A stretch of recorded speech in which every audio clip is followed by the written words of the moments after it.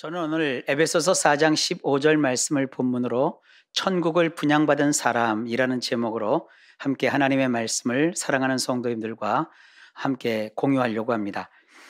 하나님의 은혜로 하나님의 인도하심을 따라 하나님의 허락으로 말미암아 2021년 들어서 저는 지난 1월 달과 또 이번 2월 달에 걸쳐 한 7번 정도 예수님 닮기, 줄여서 예닮기라는 그 프로를 진행하고 있습니다. 약 15분에 걸쳐서 하는 프로라 시간이 이렇게 정해져 있어 갖고 하고 싶은 얘기는 참 많은데 못다한 것이 참 많습니다. 다른 누구보다 사랑하는 우리 성도님들의 신앙에 매우 유익한 내용이라서 방송에서 못다한 이야기를 중심으로 거기에 내용을 좀 보충해 가지고 다시 잘 정리해서 몇 번에 걸쳐서 주일 메시지로 이렇게 준비를 해 보았습니다. 예수님을 닮는다는 게 도대체 어떤 의미가 있는 것일까요? 제가 총신대 신대원에 편입반에 입학을 해서 1년간 공부를 했는데 그 총신대학원에 입학을 해서 예배를 드리는데 그 보통 신학교에서는 예배 시간을 채플이라고 하거든요. 그 당시에 그 총신대 총장님이 설교를 하셨어요. 근데 지금도 그 설교가 아주 인상적이라서 잊혀지지가 않습니다. 그 총장님이 미국에 유학을 하시는 동안에 어떤 교회를 담임했던 적이 있었답니다. 그래서 교회를 담임하고 있는데 그 교인들 중에서 정말 저분은 장차 이 교회의 장로님감이다 이렇게 생각을 했어요.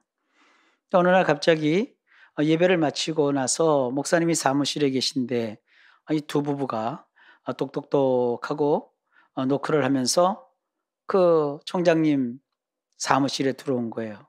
그러면서 뭐 이런저런 얘기를 좀 하다가 진지한 표정으로 이렇게 얘기를 합니다. 목사님, 이제 저희가 염치도 있는데 더는 하나님을 괴롭히게 해드리면 안 될 것 같습니다. 그래서 이제 오늘을 마지막으로 교회를 이제 그만 다니려고 합니다. 이렇게 얘기를 하는 거래요. 그러니까 이 총장님이 깜짝 놀란 거예요. 아니 도대체 무슨 일로 그러시죠? 도대체 어떤 사연이 있길래 그렇게 정말 잘 다니던 교회를 갑자기 그만둔다고 하는 겁니까? 그래서 사연을 쭉 들어봤대요. 사연은 바로 이런 것이었어요. 이분들이 그래도 제법 한국에서는 좀 잘 나가는 그런 생활을 했었나 봐요.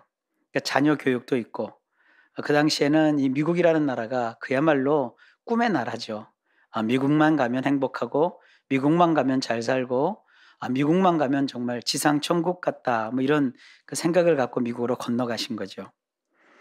그런데 자녀 교육을 위해서 큰 마음을 먹고 한국에 있는 모든 가산을 정리하고 그리고 자녀들과 함께 부푼 꿈을 안고 미국으로 이민을 왔는데 일단 와 보니까 영어가 안 되는 거예요. 한국에서 뭐 좀 영어를 한다고 해도 미국 가서 그 실전 영어, 실제 실생활 영어를 할 때 그게 어디 쉬운가요? 그러니까 다 안 되는 거예요. 어디 가서 뭘 하나 사 먹을 수도 없고 일단 언어 자체가 안 되니까 하나에서부터 10까지 이들 부부가 할 수 있는 일이 아무것도 없는 거예요. 그러니까 사는 것이 보통 힘든 게 아니었습니다. 너무 힘들었는데 주변에서 들리기를 미국에 이민 오면 무조건 교회를 다녀야 된다는 거예요. 이 교회에 가면 거기에 여러 사람들이 있고 교회 가면 그 모든 문제가 다 해결된다는 거예요. 그리고 이분들이 이제 교회를 이렇게 탐색을 하다가 좀 마음에 드는 교회가 있어서 거기 교회를 등록을 한 거예요. 교회 다니면서 예배도 드리고 또 기도회도 참석하면서 이제 하나님께 부부가 빈 거죠. 하나님 계시다면 우리가 좀 안정되게 잘 살 수 있게 해 달라고 좀 해 달라고 이렇게 하나님께 부탁을 한 거예요. 조금 좀 잘 살 수 있게 해 달라고, 안정적인 생활을 할 수 있게 해 달라고, 우리 아이들 좀 공부 좀 제대로 시킬 수 있게 해 달라고, 먹고 살게 해 달라고 이렇게 기도를 한 거예요. 그러니까 그분들의 그 사정을 교인들이 이제 다 전해 듣는 거죠. 그리고 교인들과 점차 친분을 쌓아가면서 서로 소개하고 또 주소 내고 뭐 교회 다니면 또 그런 게 있잖아요. 우리 교회 성도님이고 우리 교회 집사님이고 우리 교회 뭐 권사님이고 이러면서 서로가 이제 잘 지내는 게 그 미국의 교포 사회입니다. 지금은 어떨지 모르겠어요. 그러니까 세탁소를 처음에 이제 시작했어요. 그러니까 세탁소를 하면서 이제 돈이 모이기 시작하더래요. 돈이 좀 모여서 그 돈으로 제법 큰 규모의 슈퍼마켓을 인수해서 그 슈퍼마켓을 또 운영을 하고, 그러면서 아이들 대학까지 다 졸업을 시켜서 각자의 삶을 살도록 했고, 그리고 자기도 사람들한테 받은 게 있으니까 그 교민 사회에서 임원을 하면서 여러 사람들을 이렇게 도우면서 잘 지내게 된 거예요. 이제 생활도 안정이 되고 자녀도 다 키웠고, 이제 뭔가 부러울 것이 없고 뭐 부족한 것이 없고 뭐 그런 게 있잖아요. 그러니까 어느 날 두 부부가 생각을 한 거예요. 야, 우리가 염치가 있지. 이제 더는 하나님을 괴롭히게 할 이유가 없다. 그러니까 우리가 이 상태에서 더 잘 살게 해달라고 교회 가서 하나님께 빌면 그것은 욕심이다. 그것은 인간이 할 짓이 못 된다. 염치가 있지. 더는 하나님을 괴롭게 할 이유가 없다. 그래서 결정하기를 오늘까지만 교회 가고 이제부터는 교회 다니지 말고 우리 인생을 살자. 이제 부부가 그렇게 결정한 거예요. 그러니까 그 부부는요, 제법 교회에 정착하고 안정되기까지 오랜 세월을 다녔지만 성경도 잘 관심도 없고 그냥 뭐 자기 살 거, 교회 와서 사람 만나고 뭐 예배는 형식이고 뭐 그런 거죠.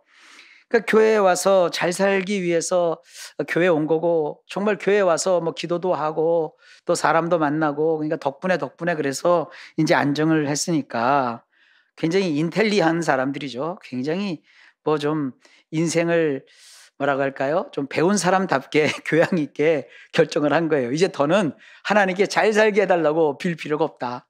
그러니까 뭐 필요가 없어졌으니까 교회 다닐 필요가 없지 않느냐, 이렇게 결정을 한 거예요. 그러니까 목표가 달성됐으니까 똑똑한 사람답게 더는 교회 다닐 이유가 없어진 거예요. 그래서 우리 그 총장님, 목사님 하실 때 와가지고는 그렇게 폭탄 선언을 한 거예요.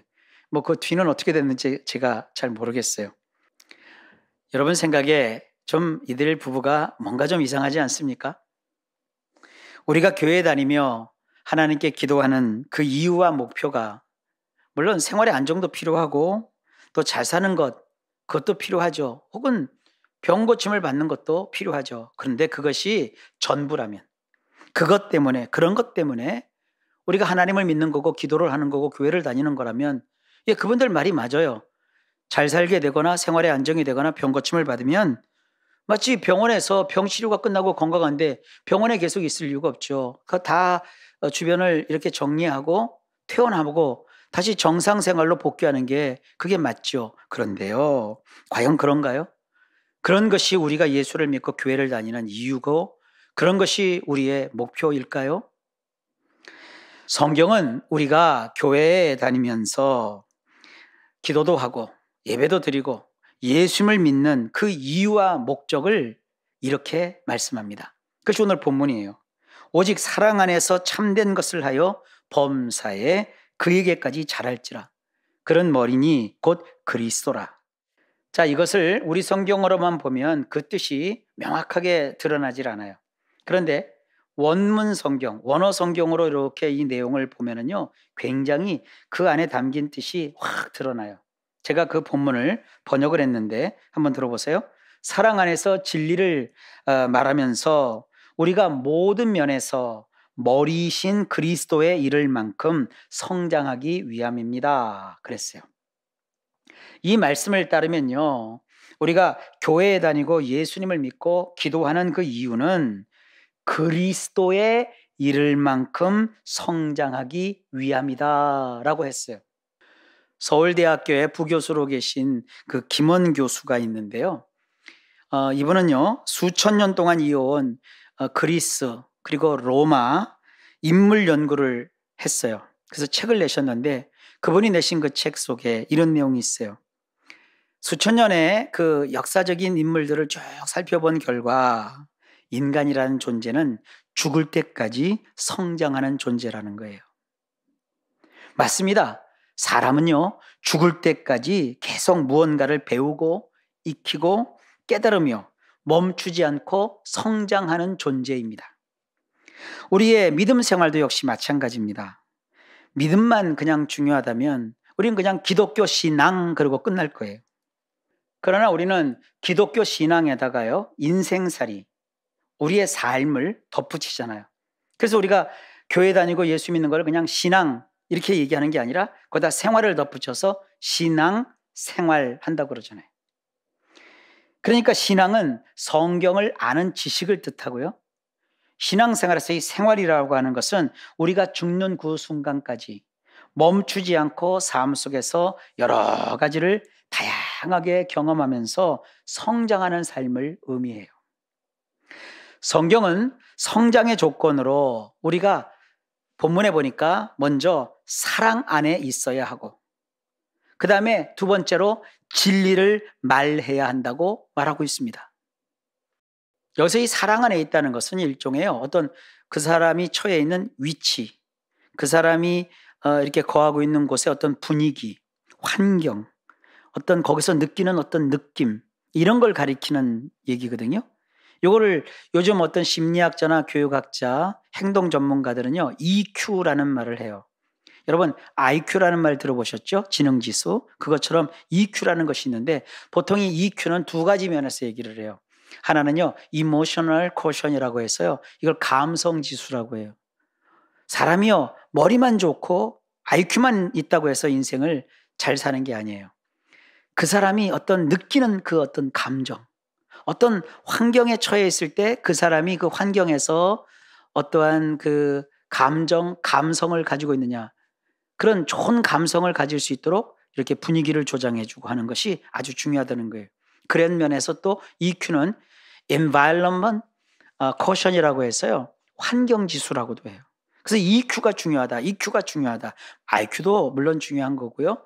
IQ보다 더 사실은 높이 평가하는 것이 바로 EQ입니다.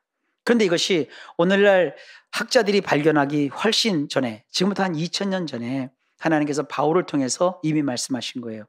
너희가 예수를 믿고 교회를 다니는 자들 아니냐? 너희에게 정말 중요한 것은 너희의 목표는 그리스도께까지 이르는 것, 그리스도만큼 성장하는 건데, 그러기 위해서는 먼저 이 사랑 안에서 EQ, 이 EQ 조성이 참 중요하다, 이렇게 말씀하고 계시는 거예요. 아이를 낳으면 엄마 아빠 둘이서 키우는 게 아니거든요.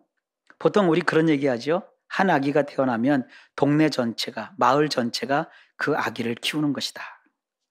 이처럼 신앙생활도요, 성장을 위해서는요, 조건과 환경이 중요한데 다른 환경보다도 사랑, 이 사랑이 아주 중요하다는 거예요. 사실 지내놓고 보면은요, 이 사랑이 있으면요, 겉보기에 변변치 않은 초가삼간도 행복해요.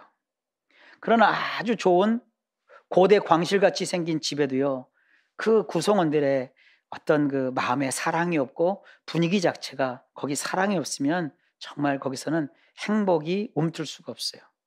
행복이 거기서는 머물러 있을 수가 없어요.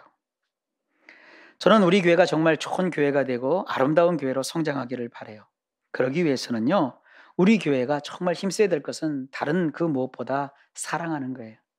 우리 교회가 정말 우리 성도님들의 사랑으로 가득 찬 이러한 성경이 말하는 사랑의 분위기가 꼭 조성되기를 축복하고 바라고 열심히 이를 위해서 힘쓰고 애쓰고자 합니다. 그리고 또 하나 성장의 조건이 있다고 그랬죠? 그것이 뭐냐? 진리를 말하는 것이라고 했어요. 여기서 이 진리라고 하는 것은요, 성경 말씀을 가리켜요.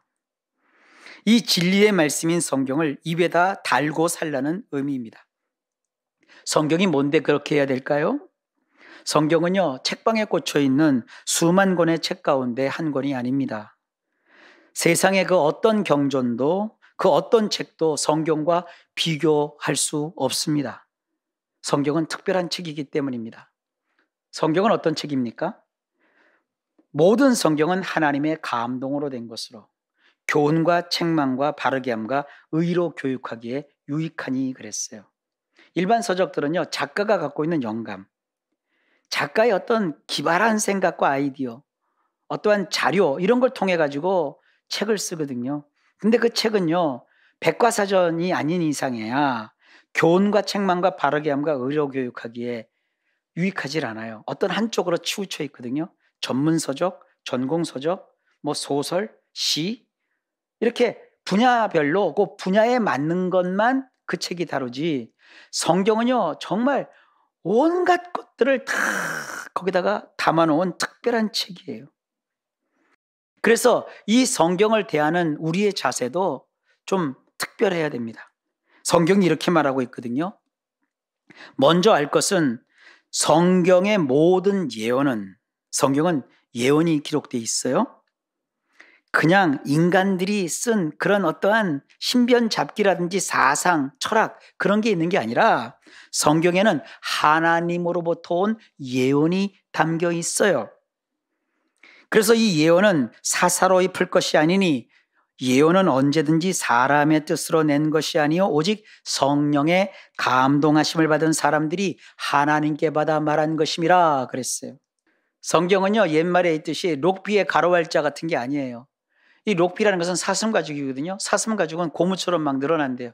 거기다가 가로왈자를 써놓고 옆으로 당기면 가로왈자지만 세로로 당기면 그 날일자가 되잖아요. 그 성경을 갖다 놓고 내 마음대로 여기다 맞추고 저기다 맞추면서 나에게 유리한 쪽으로 해석하면 안 됩니다. 왜 그렇게 해야 되느냐? 성경은 이렇게 말합니다. 또 모든 편지에도 이런 일에 관하여 말하였으되 그 중에 알기 어려운 것이 덜어 있으니 무식한 자들과 굳세지 못한 자들이 다른 성경과 같이 그것도 억지로 풀다가 스스로 멸망에 이르느니라 그랬어요. 이것은 베드로 사도가 사도 바울이 쓴 그 서신은 보통 인간이 쓴 편지가 아니라 하나님께 받은 특별한 말씀인데, 그 말씀을 인생이 사사로이 자기 마음대로 막 그것을 억지로 풀다가 스스로 멸망하는 그런 사례도 있었다, 그런 얘기예요. 그러니까 하나님의 말씀을 그냥 내 마음대로 읽고 내 마음대로 해석하고 그래서는 안 된다는 거예요. 왜 그래야 하느냐 하면 성경 말씀은 그 자체가 감히 인간이 손대서는 안 되는 힘과 효험을 지니고 있기 때문입니다. 히브리서 4장 12절로 13절에 보면 하나님의 말씀은 살아있고 활력이 있어 좌우의 날선 어떤 검보다도 예리하여 혼과 영과 및 관절과 골수를 찔러 쪼개기까지 하며 또 마음의 생각과 뜻을 판단하나니 지으신 것이 하나도 그 앞에 나타나지 않음이 없고 우리의 결산을 받으실 이의 눈앞에 만물이 벌거벗은 것 같이 드러나느니라 그랬어요. 자, 여기서 이 살아있다라는 단어는요 어떤 뜻이냐면 죽은 상태와 반대되는 살아있는 상태, 이런 뜻이에요. 말씀이라고 하는 것은요 살아있는 생명체입니다. 이걸 생물이라고 하죠. 자식을 키우는 것이 쉽지 않고 생각한 대로 안 되는 이유는 자식이 죽어있는 존재가 아니라 살아있는 생명체이기 때문입니다. 살아있는 인격체이기 때문입니다. 어디로 튈지 모르는 운동성을 우리 자녀들이 갖고 있어요. 아이가 움직이는 방향, 아이의 기분, 아이가 원하는 것이 뭔지도 모르면서 우리가 부모 마음대로 아이를 쥐락펴락할 수 있다고 생각하면 안 됩니다. 그건 큰 오판입니다.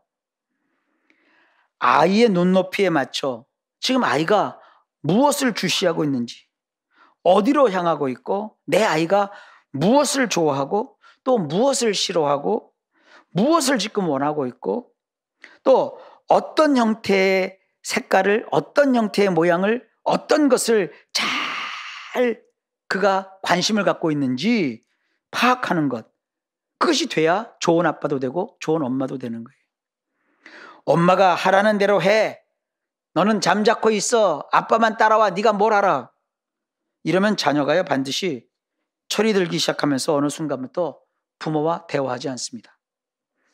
부모와 자기 삶을 더는 함께하지 않습니다. 왜냐하면 자녀는 살아있는 존재이기 때문입니다.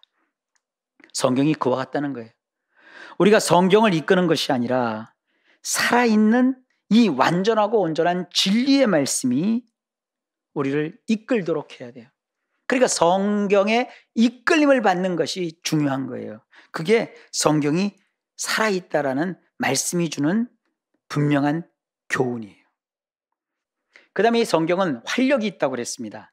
이 활력은요, 에네르게스라고 하는데요. 이 에네르게스라는 이 활력은 파워 혹은 힘인데요. 그냥 단순한 파워나 힘 그런 게 아니라 힘은 힘인데 어떤 힘이냐면은 실천하는 힘, 효력을 발휘하는 힘, 유의미한 어떠한 작용을 하는 힘, 유효한 효과를 내는 그러한 힘, 능동적인 힘, 그런 것을 이 에네르게스라고 해요.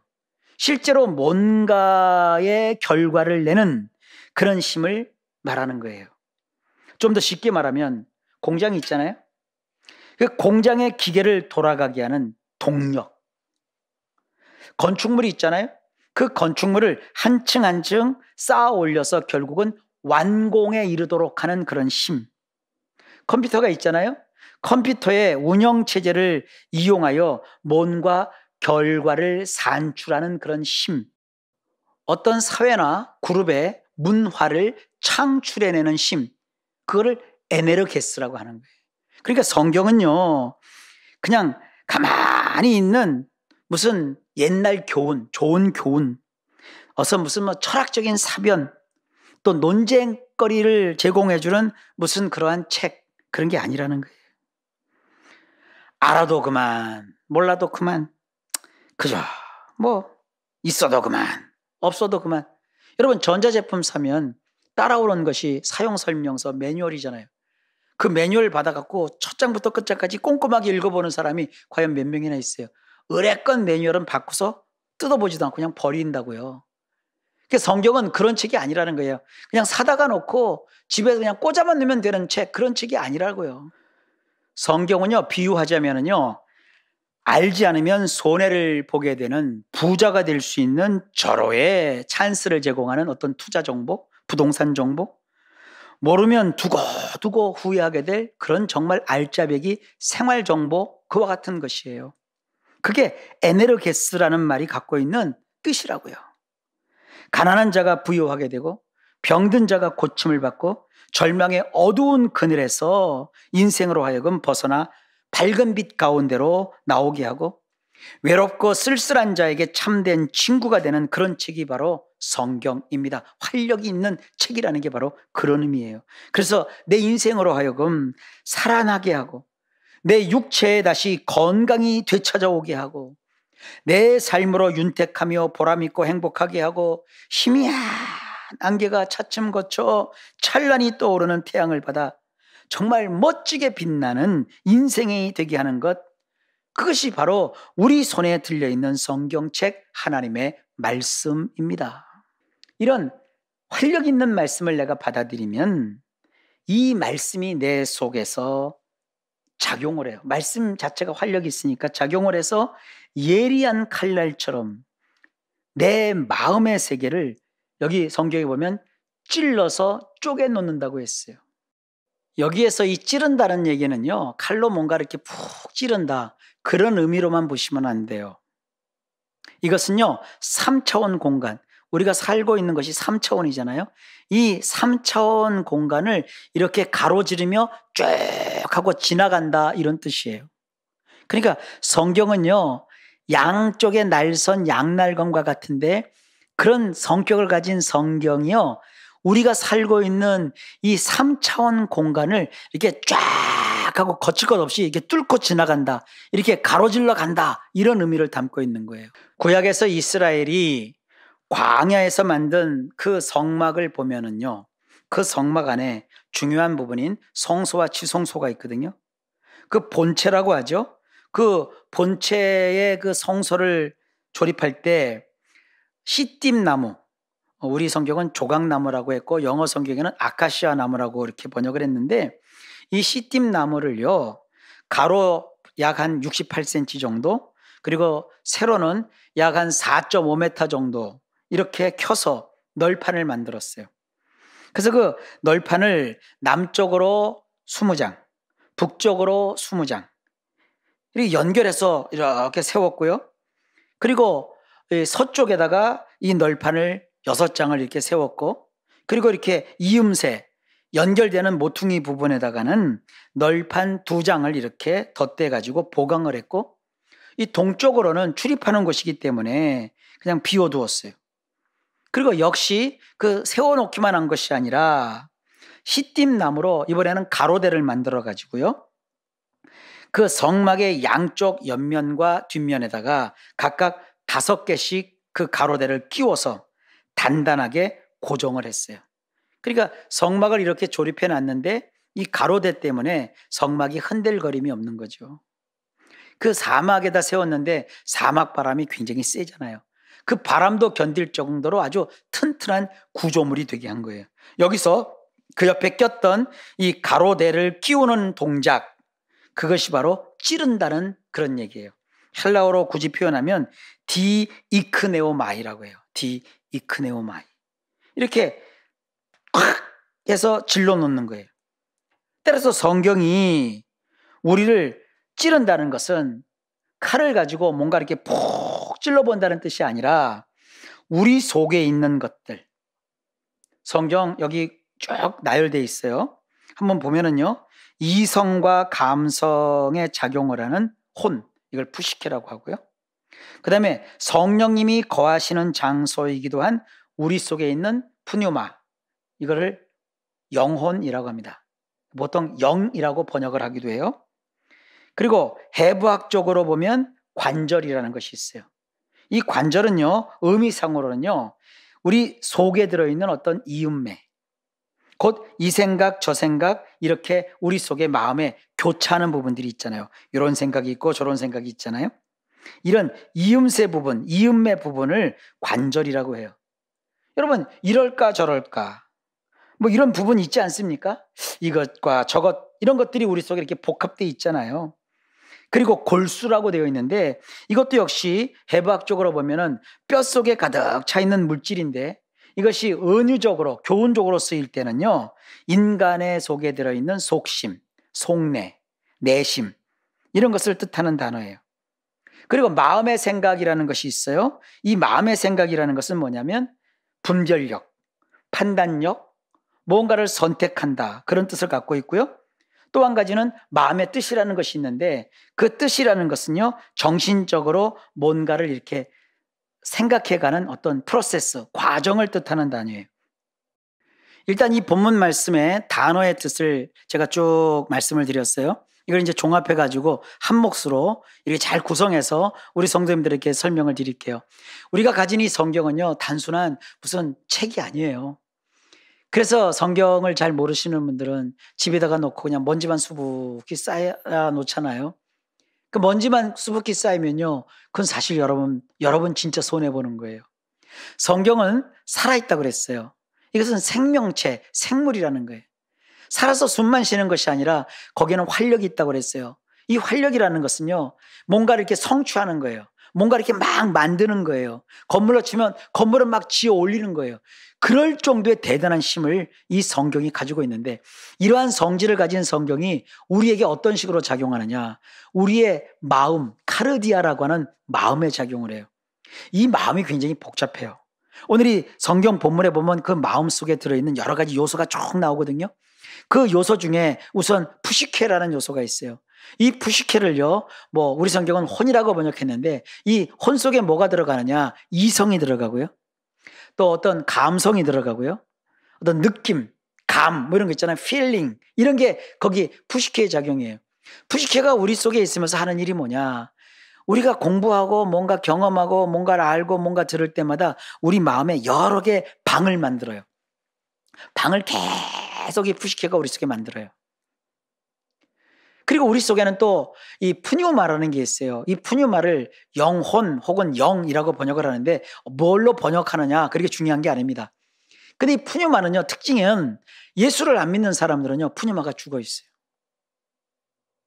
그래서 예수를 믿는 사람은 이 푸뉴마가 살아나요. 성령님에 의해서. 성령님이 우리 속에 오셔서 창조의 영이시기 때문에 죽어있는 푸뉴마를 살리셔서 그 안에 성령이 들어오셔서 이 신앙을 관장하시고 신앙을 인도해 가세요.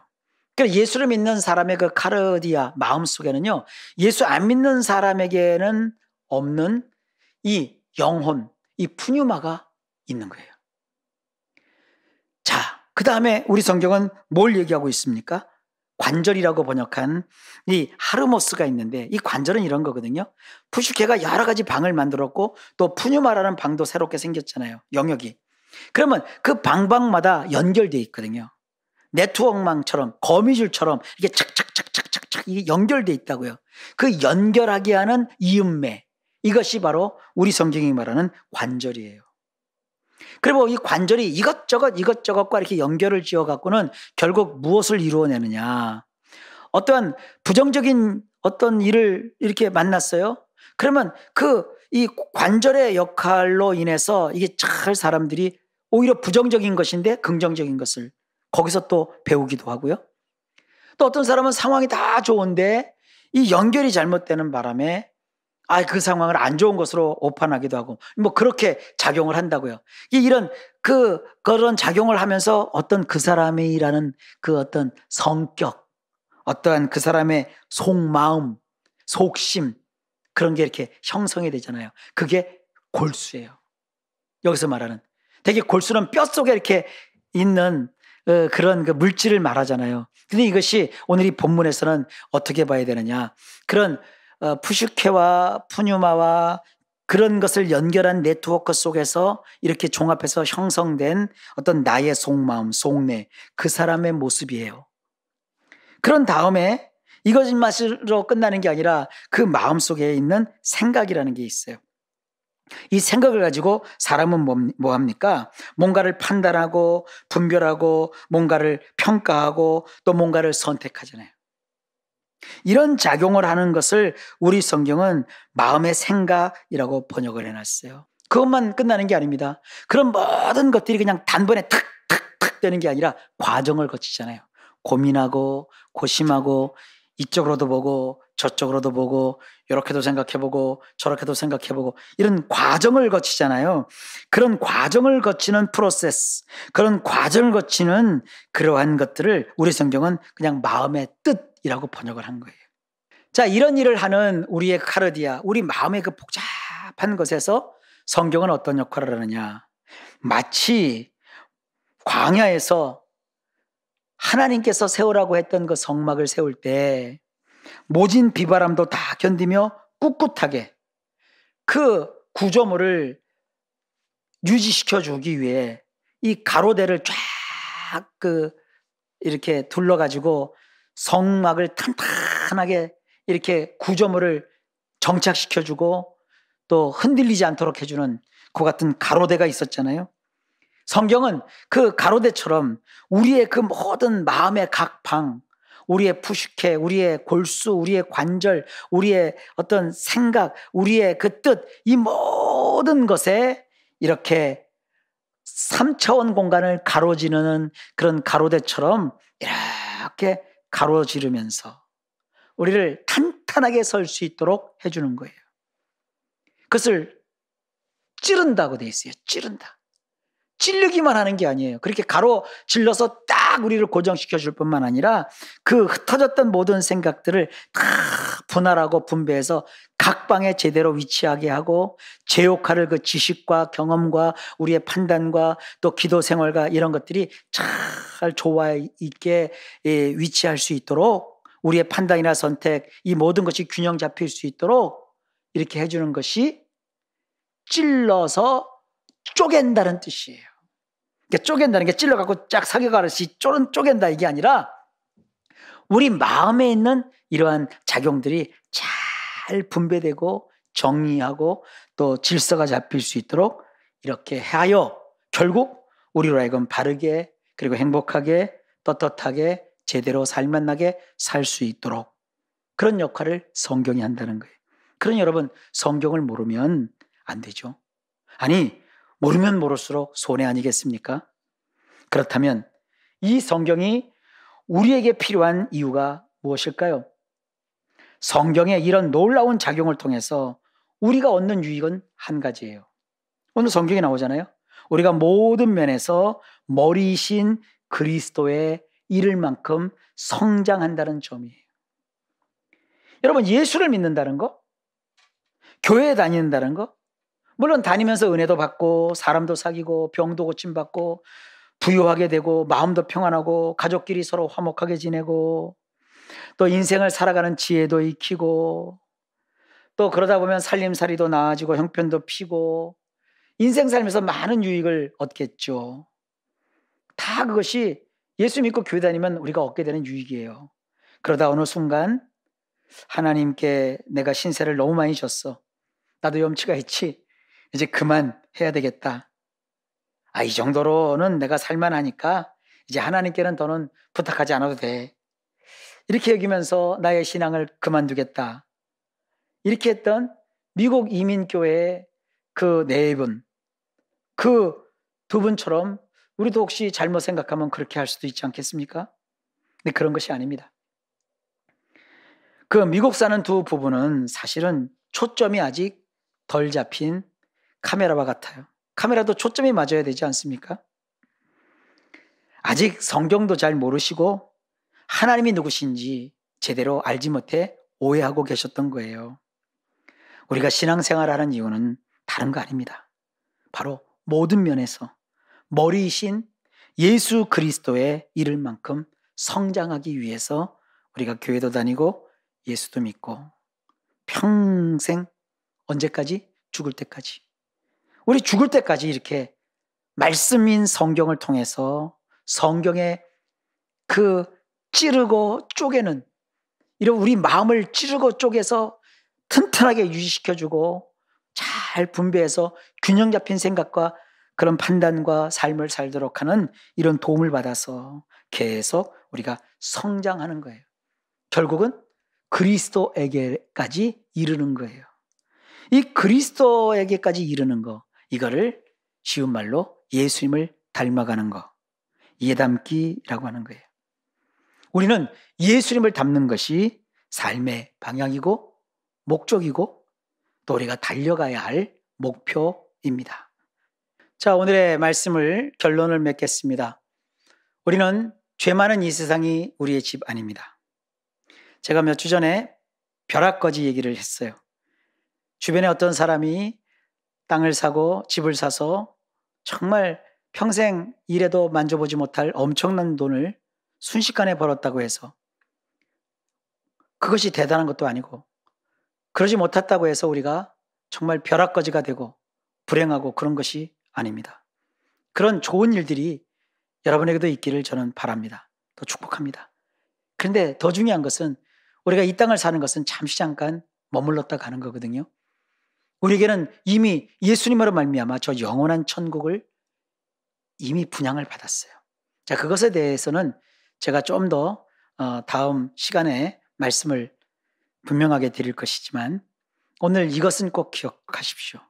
우리가 인생을 사는 목적도 목적이지만 교회를 다니고 예수를 믿는 것이 굉장히 중요한데 이것은 어떤 인생을 살면서 그때그때 필요한 목표를 달성하기 위해서 하나님을 이용하기 위해 잠시 교회에 머물거나 기독교 신앙에 발을 담그는 것이 아니라 서울대 교수가 얘기한 것처럼 우리가 평생 죽을 때까지 성장하는 것이 우리 존재의 이유인데 우리는 하나님이 우리에게 맡기신 이 엄청난 성경이라는 책을 가지고 있습니다.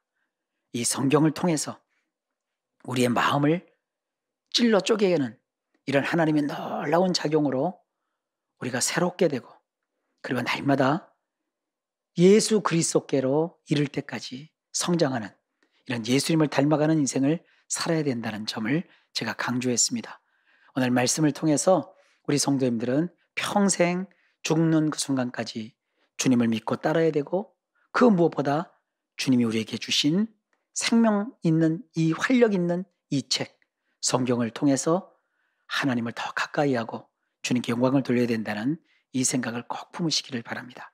우리 모든 성도님들 새롭고 희망찬 이 3월을 새롭게 맞이하시고 한 달 내내 주 안에서 평안하시고 일마다 때마다 형통하시고 또 새 학기를 시작하고 새로운 학교에서 삶을 또 출발하는 우리 모든 자녀들에게 하늘의 복과 땅의 복이 넘치고 위에 있거나 또 앞서가거나 하는 이 모든 축복이 하나님께로부터 나온다는 사실을 명심하며 주님을 더 사랑하고 활기차게 행복하게 지내시기를 다시 한번 주의 이름으로 축복합니다. 여러분 모두에게 좋은 일이 넘쳐날 겁니다. 기도합니다. 하나님 감사합니다. 우리 성도님들 이번 한 주간 동안 한 달을 마무리한 오늘 그리고 내일부터 새롭게 3월을 시작하는데 3월 내내 은혜 주시고 복 주시고 함께 하시되 특별히 예수 안에서 말씀으로 우리를 인도하셔서 찔러 쪼개어 우리를 든든히 서게 하시고 우리의 마음에 편안함과 균형 잡힌 삶을 통해 하나님께는 영광이요 각자의 삶에는 행복과 기쁨과 성공과 성취와 보람이 넘치게 하여 주옵소서. 예수님 이름으로 간절히 기도하옵나이다. 아멘.